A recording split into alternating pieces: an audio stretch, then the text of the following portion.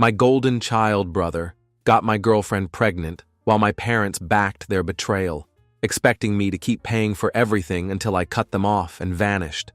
They came crawling back a year later. Be me, 29, living in San Francisco. Never thought I'd be sharing this story. But here we are. Might as well tell you how everything went to hell. Been the responsible one in my family since forever. Not bragging, just stating facts. Started working at 12, mowing lawns around the neighborhood, saving every penny I could. Bought my own car at 16, while all my friends got new rides from their parents. Put myself through college. Zero debt. Landed a great job as investment consultant, making serious money by 27.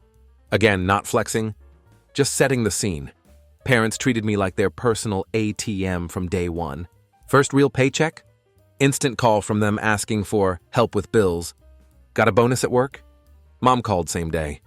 Can you help with credit cards? Family helps family. Never a genuine thank you. Just grabby hands and guilt trips if I hesitated. Had to buy expensive gifts for everyone at Christmas. Family vacation? Just the airfare, they said. Somehow turned into paying for the whole damn trip. Dad needed new golf club membership. It's for business connections, son. Pure entitlement. But they were family. My dumbass thought I had to help. Then there's my younger brother Tommy, 27. Complete opposite of me. Good-looking, smooth talker. Zero responsibility. Zero work ethic. Dropped out of college twice. Can't keep a job longer than few months. Blows money on gambling. And overpriced stuff to impress girls. Parents think he's perfect. Every failure is just Tommy finding himself. Or Tommy being free-spirited. My achievements? Always expected. Barely acknowledged. Made Dean's List? Got a nod and that's what you're supposed to do. Tommy manages not to completely fail one semester. They threw him a party. Not even exaggerating. Despite obvious favoritism, still helped that loser. Thought maybe he'd learn. Paid his gambling debts 3 times. Over $20,000 total. Let him crash at my place rent-free for months. When he got evicted, shocking. Used my connections to get him jobs. He'd always screw them up. Yeah, I was the definition of a sucker. But that's what happens when you're conditioned to be the responsible one. Met my fiancée Rebecca at friend's house party 7 years ago. She was 25 at the time. Seriously gorgeous. That perfect mix of hot, but doesn't act like she knows it, or so I thought back then. Studying psychology, wanted to open her own practice someday. Smart and ambitious. Great personality, perfect body. The whole package. We clicked immediately. Within a year, she moved into my apartment. Covered most of our expenses, so she could focus on grad school without stress. Paid for trips. Nice dinners. Designer stuff she needed for networking events. Thought I was investing in our future together. My dumbass actually believed that. Got engaged after 4 years. Was genuinely happy. Thought I'd hit the jackpot. Smart, beautiful woman who seemed to love me for me. Then things got sketchy. Tommy and Rebecca hit it off from day one. Always got along too well. Started noticing changes. She'd overdress for family dinners. Too much makeup.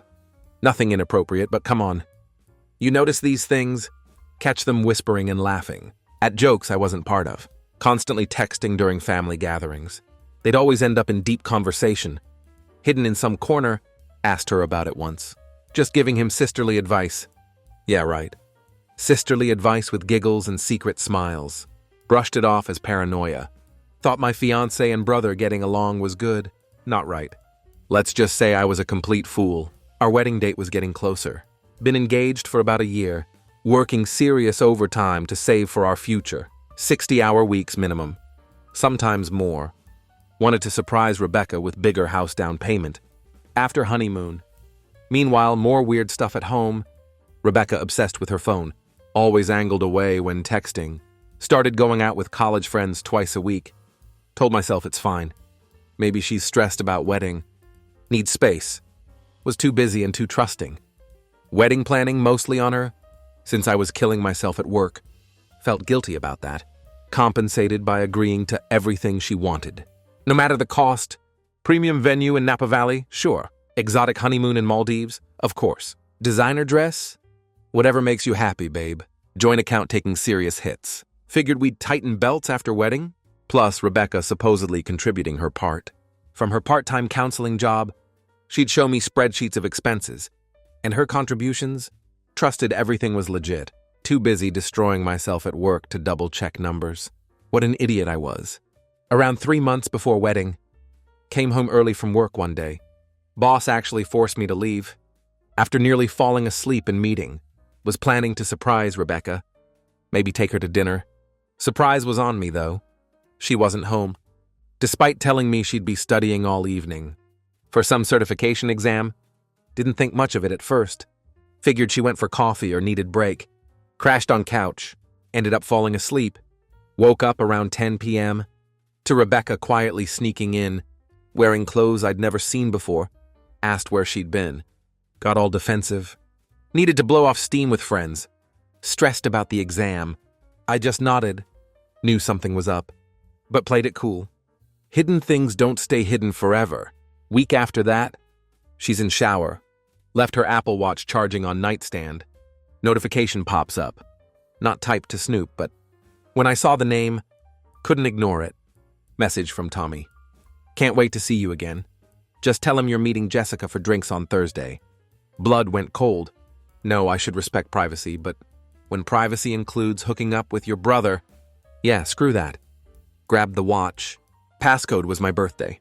The irony, opened messages, found everything, hundreds of messages going back months. Photos I can never unsee, them making fun of how they banged in our bed. While I was working late, weekend trips disguised as family emergencies. The whole package.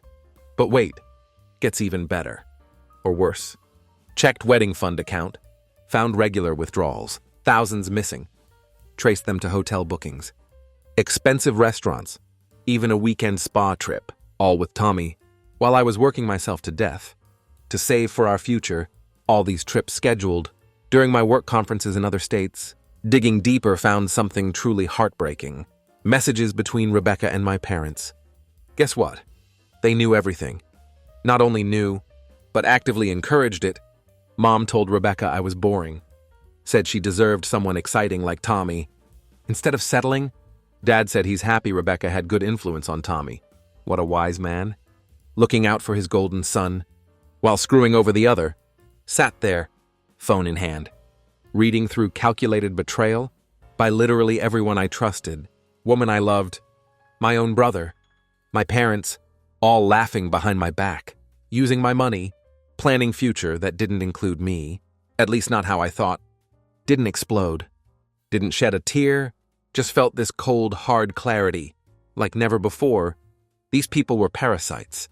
Finally seeing situation clearly, that's when I decided, no more Mr. Nice Guy, always saving the day. Time to show them exactly what happens. When you push the boring, responsible guy too far, didn't confront her that night, didn't lose it. Instead, ended everything silently. First thing next morning, Rebecca still sleeping. Got up, made some coffee.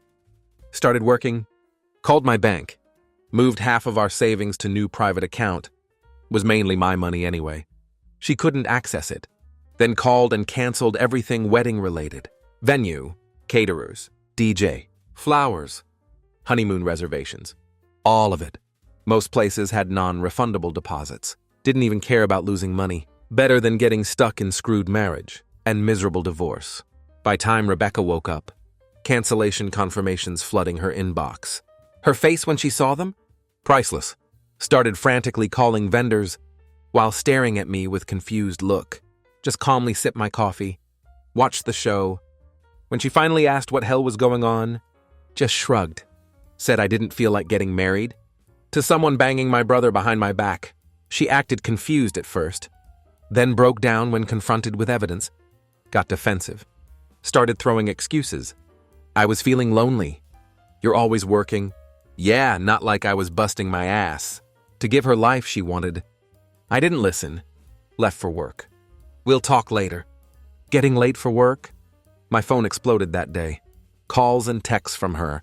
My parents, even Tommy. Ignored every single one. Let them stew in their own panic. Rebecca's messages went from confused to angry, to fake concerned, to straight up begging.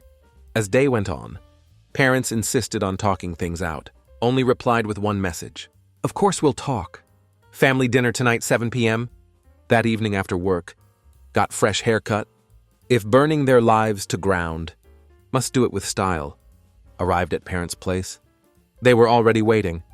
Rebecca with puffed eyes, sitting next to Tommy at dining table, both looking nervously at me.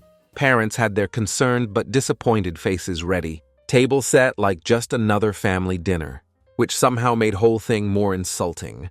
Didn't wait for anyone to start their speech. Just dropped the damn evidence on table.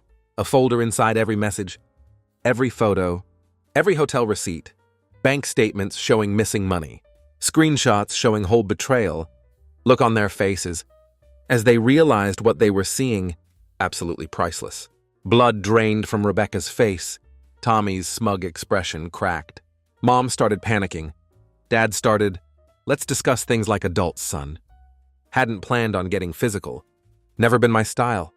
But when Tommy had actual balls, to start saying it's not what it looks like, something just snapped inside me. Before even realizing what was happening, was across that table, fist connecting with his face, felt his nose crack under my knuckles. Women were screaming, Dad trying to grab me. Got in 2 more solid hits. Before they managed to pull me off him, Tommy curled up like little bitch, covering his broken nose, straightened my tie, fixed my cufflinks, regained composure, told Rebecca I was canceling lease. She had 72 hours to get stuff out of my apartment before it would be on curb. Turned to parents, who were hovering over precious injured Tommy, told them they'd never see another cent from me. No more bailing out Tommy's gambling debts. No more helping with property taxes. When they came up short, no more funding family vacations. Under guise of treating everyone, reminded them how I'd been their safety net for years. While they favored their deadbeat son, that gravy train had just derailed permanently. Mom started crying, saying I was overreacting. We can fix things. Dad tried his authoritative now son routine. Rebecca just kept sobbing these fake tears. Didn't move me one bit. Tommy, still too beaten up to contribute anything useful, made one final statement before leaving. They were all dead to me from this moment forward. No second chances. No reconciliation. No forgiveness. They had spent years taking advantage of my loyalty and generosity. It was over for good. Done being everyone's backup plan and piggy bank. Absolute silence that followed was sweetest sound I'd ever heard. They had nothing to say. No defense. No valid explanation. Nothing. Walked out with head high. Got in my car. Drove away from that house. For last time. Over next few days, messages continued. But with different tone, Rebecca went from angry to desperate, claiming she'd made terrible mistake, that Tommy had seduced her, as if she had no choice in year-long affair. Parents tried every manipulation tactic. Guilt, shame, family obligation, even threatened to tell extended family. I was having mental health issues. Tommy stayed pretty quiet, probably still nursing his broken nose. Responded to exactly none of it. Blocked their numbers. Set up email filters. Sent their messages straight to trash. Started process of untangling any financial connections. Like cutting out cancer. Painful, but necessary for survival. Shittiest part was dealing with mutual friends. Some immediately took Rebecca's side, based on whatever story she fed them. Others tried to stay neutral, which in my book was just as bad. Few actually reached out to offer support. Appreciated, but mostly declined. Didn't need pity, or hang in there platitudes. Was good. Work became my sanctuary. Threw myself into projects. Stayed late every night. Came in on weekends. By end of 2 weeks, had secured lawyer to handle apartment lease. Closed all joint accounts and credit cards. Changed phone number. Started looking for new place to live. Was moving forward. For first time in life. Making decisions based solely on what was best for me, not what would keep peace. Or help family. It was liberating. Next 4 months were like weird rebirth. Never thought I'd be one of those living my best life after breakup guys. But holy shit. Things improved fast once I cut parasites out. First off, completely disappeared from their radar. Moved out of old apartment into sweet downtown penthouse. Cost more but worth every penny. For peace of mind. Without Rebecca draining bank account and Tommy constantly borrowing money, my finances went from decent to rock solid, practically overnight. Started actually seeing savings grow. Instead of constantly explaining mysterious withdrawals, used some money to upgrade wardrobe. Bought furniture I actually liked. Instead of IKEA garbage Rebecca insisted was our aesthetic. Upgraded my car. Work became main focus. All that overtime started paying off big time. Boss noticed I was suddenly even more productive. Amazing what you accomplish.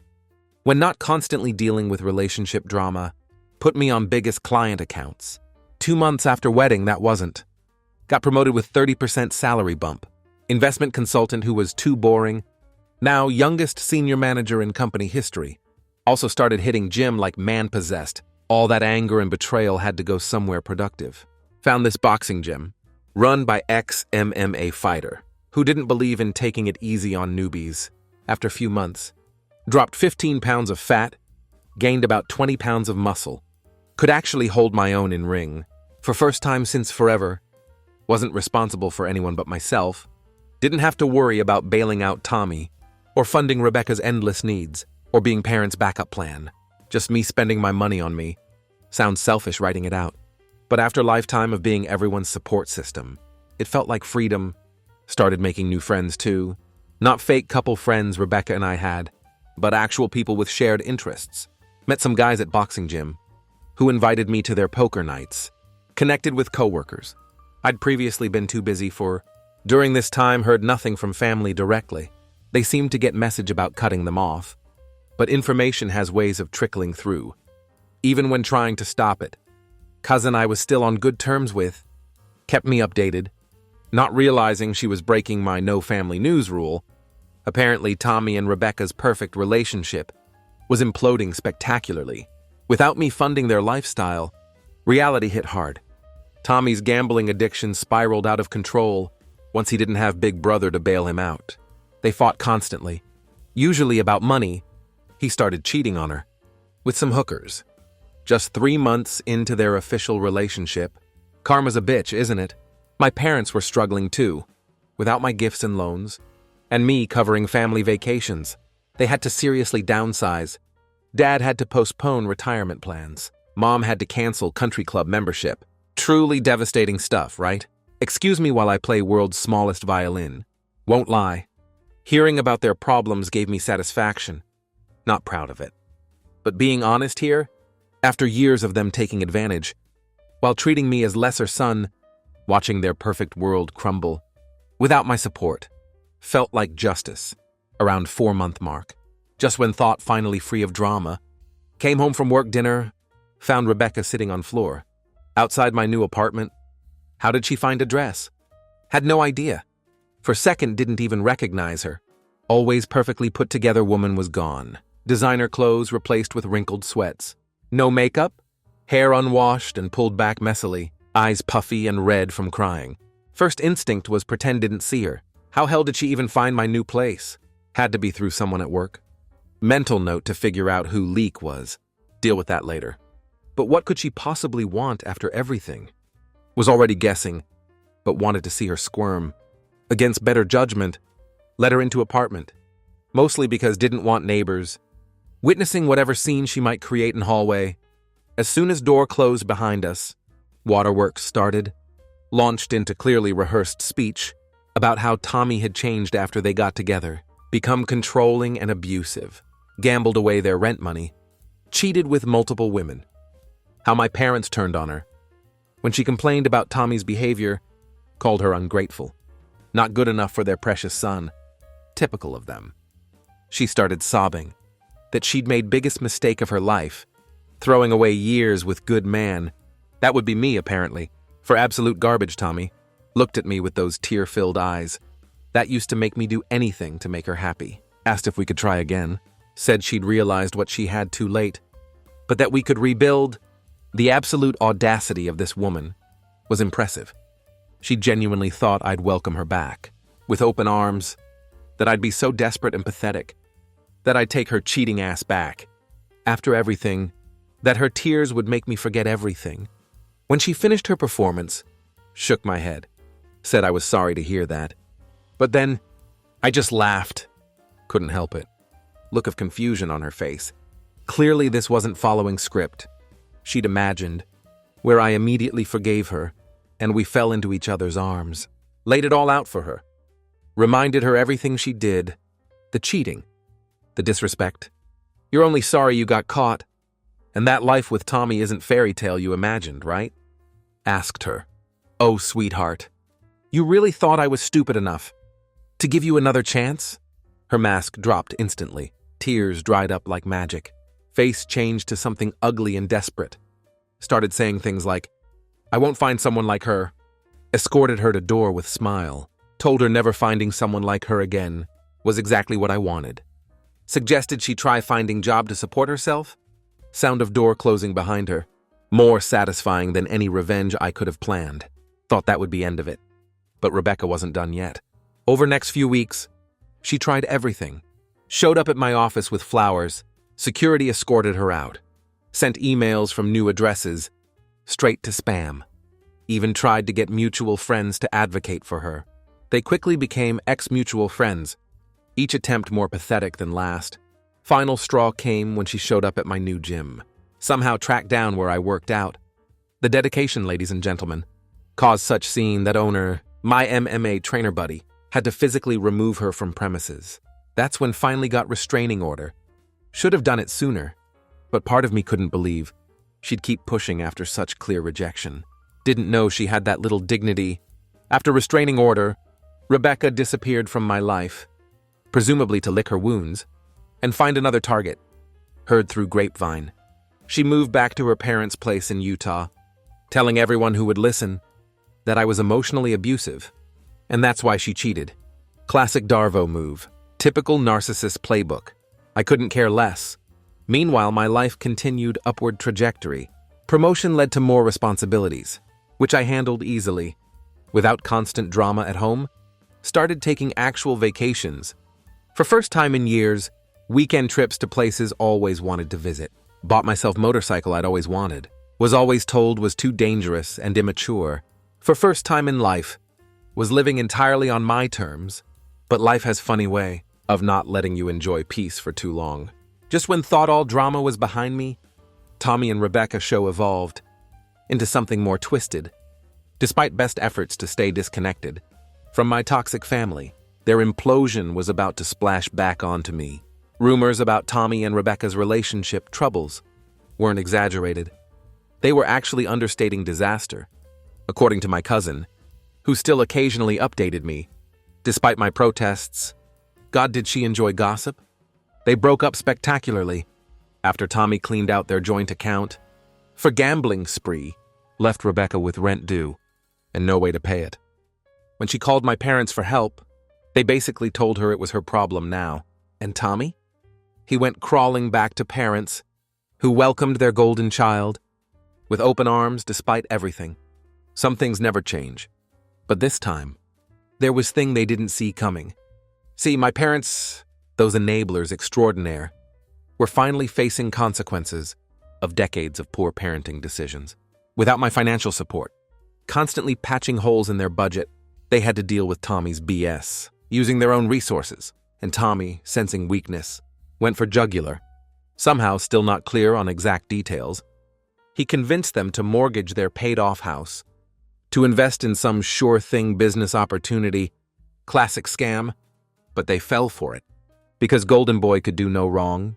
When that inevitably failed, they remortgaged again to cover his gambling debts when some scary dudes showed up at their door, then co-signed on luxury car. He promptly totaled while driving drunk, then paid his legal fees for DUI, one bad decision after another. Consequences actually stuck this time. Within months, my financially comfortable upper-middle-class parents were on the verge of bankruptcy. House they'd lived in for 30 years was in foreclosure. Dad had to come out of retirement to work retail at 65. Mom was picking up shifts as school cafeteria worker. And Tommy? He pulled his usual disappearing act. When things got tough, changed his number, deleted social media, went completely off-grid, left parents holding bag for all his disasters, probably running from loan sharks or hiding out with whatever new victim he'd charmed into supporting him. I heard all this secondhand, tried my best not to care. They'd made their choices repeatedly. Now, facing consequences, I'd worked too hard to rebuild my life. To get sucked back into their drama But apparently universe wasn't done testing my nerves just yet. Almost exactly 1 year of no contact. Phone rang with unfamiliar number. Normally let random numbers go to voicemail. Thanks to Rebecca's stalker tendencies, changed my number again. But was expecting client call, so picked up. But nope, it was my mom. Hi honey, it's been a while. Understatement of century. First instinct was to hang up, but honestly was curious. She asked if we could meet to talk about important family matter. Said it was urgent. Almost refused. But again, curiosity won out. Where's fun if I reject them right away? Wanted to watch whole thing unfold. Right in front of me. Agreed to meet at coffee shop. Near my office next day. Showed up few minutes early. Got prime corner table. With clear view of door. Ordered coffee. Watched them walk in. Holy shit. If you told me these were my parents, might not have believed you. Dad had lost at least 20 pounds. His hair was thinning. Mom's carefully maintained appearance, completely gone. No makeup, hair barely brushed. Wearing clothes from discount store, they looked like hell. They spotted me. Did that awkward half smile? Didn't stand up. Didn't smile back. Just gestured to chairs for them to sit. Mom tried to hug me. I leaned back. Let's skip fake affection. What do you want? Story came out in pieces. Between embarrassed glances and Mom's occasional tears, turns out Golden Boy Tommy had really outdone himself this time. As I already knew, after I cut them off financially, they had to deal with his BS, using their own resources. Then they went on with whole thing, how they were losing everything. House in foreclosure, credit destroyed, retirement accounts emptied, medical bills piling up, car repossessed, and how Tommy disappeared completely. About 4 months ago, last act being draining their emergency savings. Before ghosting his own parents, Dad couldn't even look me in eye as he pushed folder across table, documents showing their financial disaster. In excruciating detail, Mom did that manipulative crying thing. We need help, honey. We have nowhere else to turn. The magic number? $80,000. $50,000 to stop foreclosure. $30,000 to clear most pressing debts. They'd exhausted all other options. No bank would touch them. With their crater of credit score, no friends would lend to them anymore. Apparently wasn't only one they'd burned. None of our relatives had that kind of money. I was their last hope. The boring, stable, financially responsible son they dismissed for years was now their only lifeline. The irony was so thick. We've made terrible mistakes. Mom whimpered. The things we said about you to Rebecca, the way we covered the whole thing, we were wrong. So wrong. Dad finally looked up. We were blind to who Tommy really was. You were always the good one, son. For a split second almost felt something. Almost. But this wasn't really about me.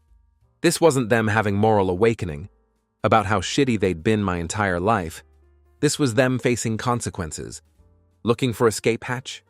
If Tommy showed up tomorrow, with winning lottery ticket, they'd welcome him back with open arms. Forget all about tearful reconciliation attempt with me. What I did? Closed folder without even looking through it. Pushed it back across table. Let me get this straight. You encouraged my fiancée to cheat with my brother. You told her I was boring. That she deserved someone exciting like Tommy. You took advantage of me. Then when I finally cut you all off, you continued enabling Tommy until he completely ruined you financially. And now you want me to give you $80,000? Mom's tears flowed faster. We're still your parents.